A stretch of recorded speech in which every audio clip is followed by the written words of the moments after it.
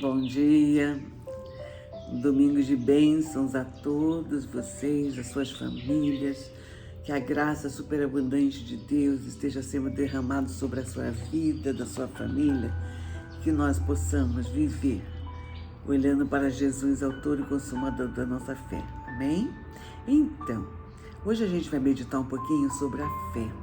Nós vivemos em um mundo onde as contradições da própria vida toda hora perpassam, diante de nós.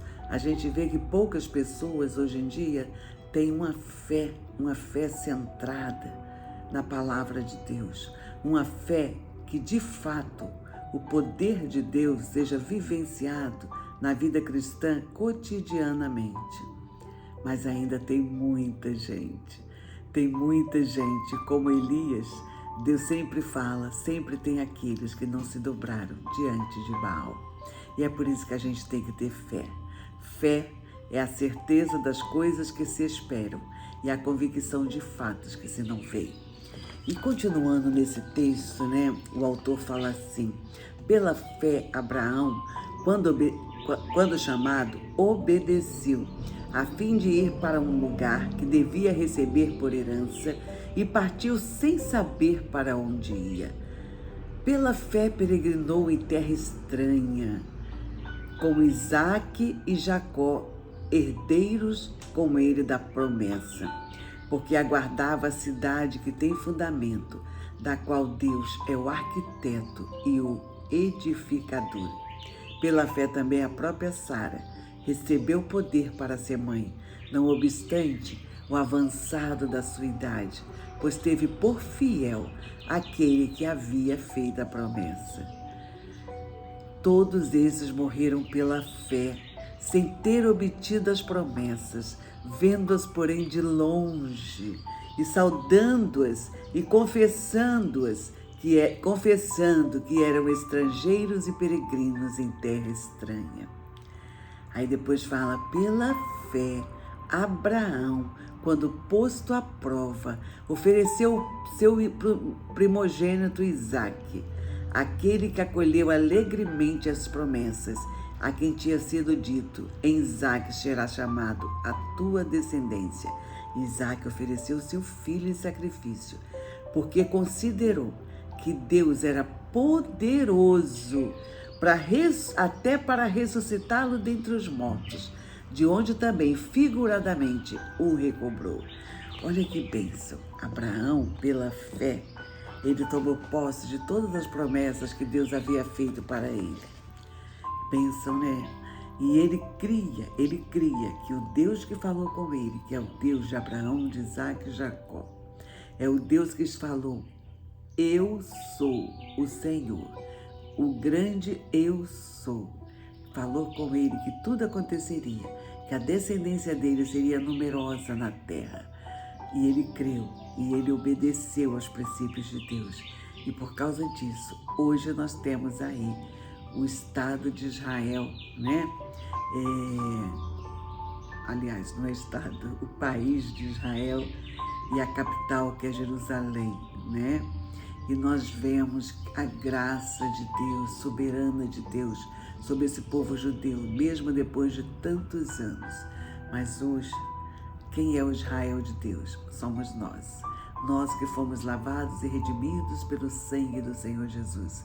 E que nós que cremos que Deus enviou seu Filho Jesus para morrer na cruz por nós, pelos nossos pecados. E ele que nunca tinha cometido pecado, se fez pecado por nós. E ali na cruz do madeiro, na cruz do Calvário, ele gritou: meu Deus, por que me desamparaste? E antes disso ele havia orado: Pai, se possível, passa de mim esse cálice. Todavia não seja feita a minha vontade, mas a tua vontade. Mas naquele momento que ele sentiu o abandono de Deus, sabe quando foi? Foi quando ele sentiu que todos os nossos pecados estavam sobre ele. Olha, já pensou o Filho de Deus Jesus, que nunca cometeu pecado, se fazer pecado por nós? Ele que nunca tinha cometido pecado, porque senão o sacrifício dele não seria aceito. porque tinha que ser o Cordeiro de Deus que tira o pecado do mundo, tinha que ser imaculado, puro, santo. E assim era Jesus. Ele era humano, Deus homem, mas também era Deus. Era o Filho de Deus, que estava na Trindade, Deus Pai, Deus Filho e Deus Espírito Santo. É muita bênção, né?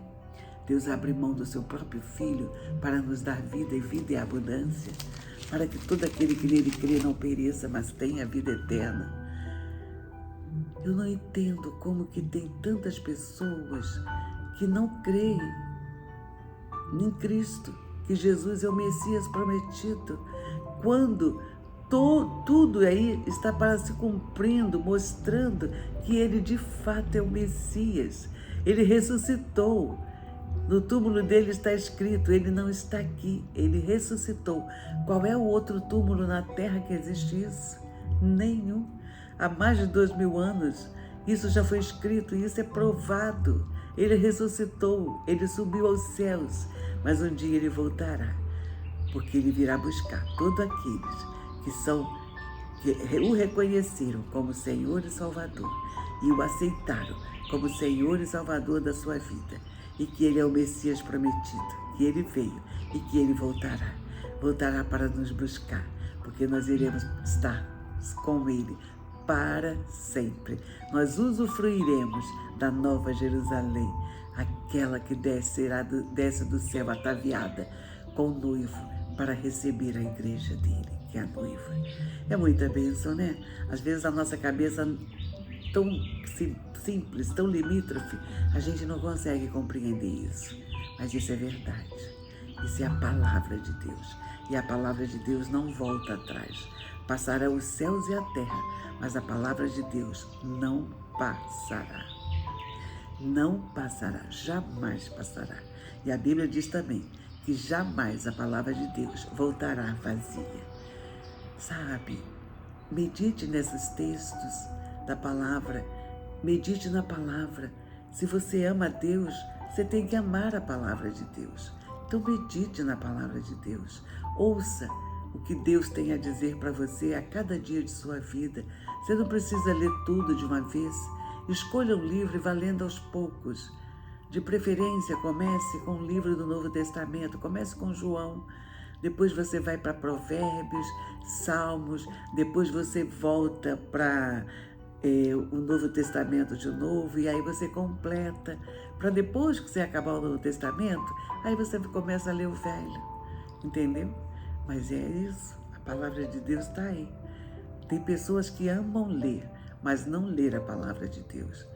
Porque se eu amo meu Deus, eu vou ter que ler a palavra dele, porque eu quero usufruir da presença dele, de tudo que ele tem para mim, enquanto eu estiver nessa terra. Amém? Leia a palavra de Deus para você crescer. Leia a palavra de Deus para que você possa ter saúde no seu corpo, porque a palavra de Deus propicia saúde. A gente fica fortalecido, nos dá uma paz que só Deus pode dar. E a paz de Cristo é o árbitro em nosso coração. Amém? Deus abençoe a sua vida. Tenha um domingo abençoado. Se reúna com a sua família. Leia um texto. Leia a palavra. Veja quais os versículos que eles gostaram. Peça para cada um fazer uma reflexão pequenininha sobre o que ele mais gostou. Depois orem junto. Se ajoelhem diante de Deus. Adorem ao Senhor. Vivam para o Senhor. E vocês vão perceber que vocês caminharão nessa vida, não sem problemas, porque aqui todos nós teremos problemas, mas vocês caminharão vitoriosos, porque o Senhor Deus, Deus Pai, Deus Filho, Jesus e Deus Espírito Santo, iluminará o caminho de vocês e tornará o caminho de vocês cada dia mais abençoado, porque Ele está com vocês, comigo e com todo aquele que o ama, de fato e de verdade. Amém? Abraço grande, que Deus esteja abençoando imensamente a sua vida e de sua família. Bye, bye, tchau.